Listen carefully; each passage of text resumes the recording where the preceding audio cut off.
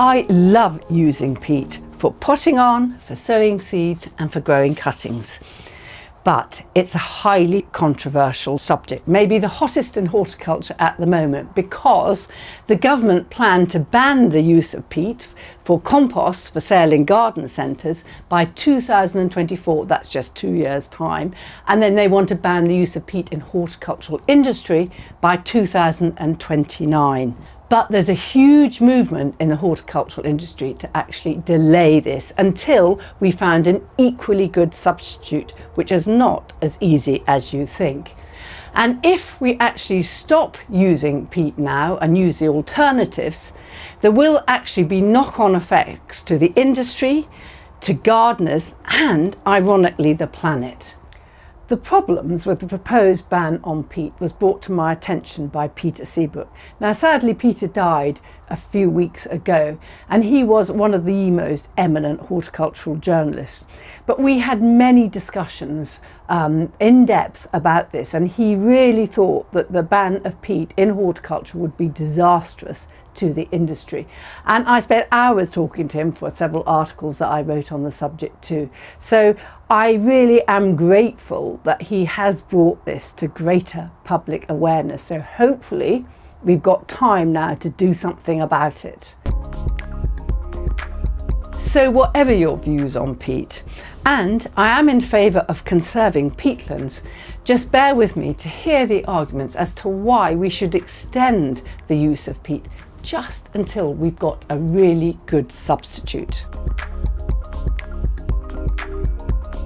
So, why is peat such a good base for compost? And you only need to put in about 20 or 30% of peat into a compost to make it really a fabulous mixture.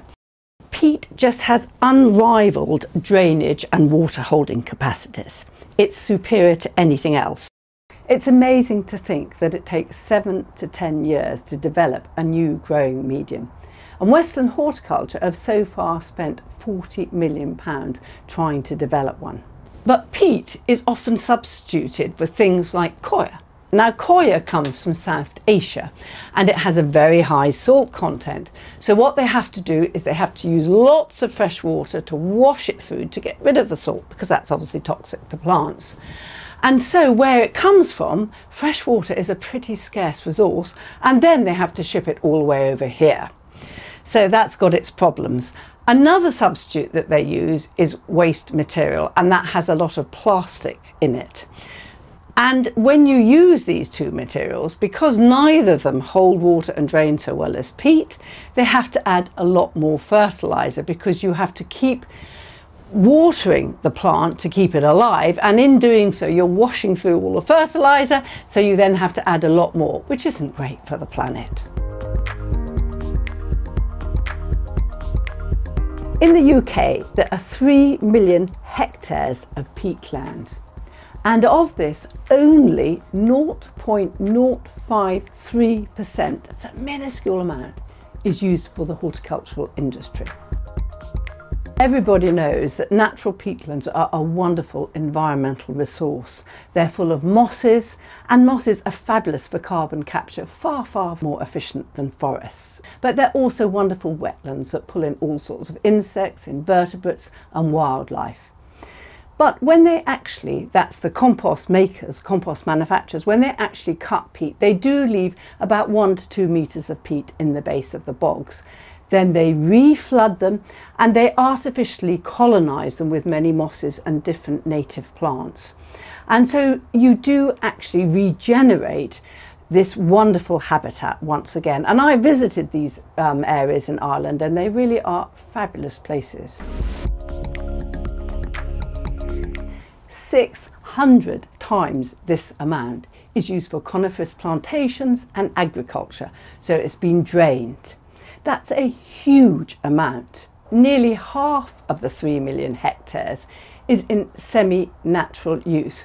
Now this might seem okay, but actually what this includes is all those bogs that our forebears over the years have dug around the edge of the bogs.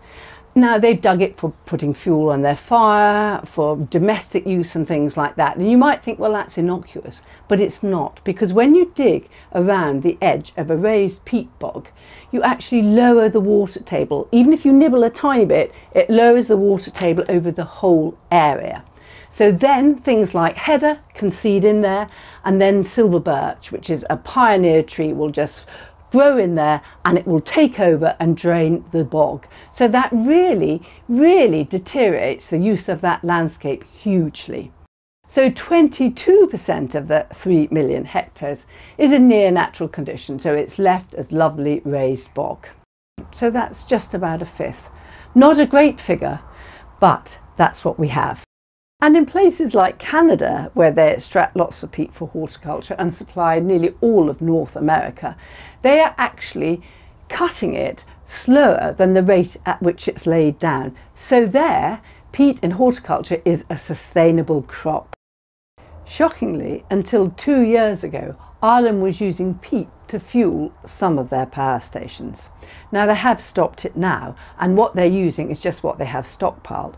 But still, it was a phenomenal amount of peat. What is really concerning is that this ban will have a huge effect on the UK horticultural industry. And it's only the UK, Germany and Switzerland that are proposing to ban it, whereas the rest of Europe, our competitors, are planning to double their use of peat in horticulture by 2050. So we're going to be at a real disadvantage. Our competitors, for instance the Dutch, are going to be able to grow plants far more efficiently, far quicker, using peat compost than we can.